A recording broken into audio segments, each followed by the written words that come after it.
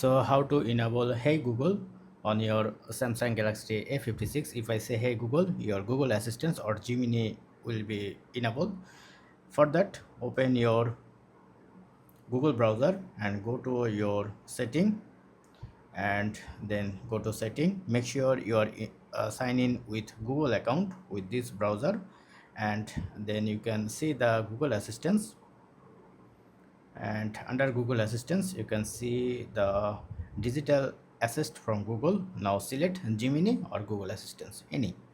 Now I'm selecting Google Assistance. Now go back and go to the voice match. Now press on voice match. Now if it's disabled, just enable this option, and once you enable, you can see the 3 or 4 exam. Just complete those things, and now if you say Hey Google, your Hey Google is enabled. That's it. Thank you.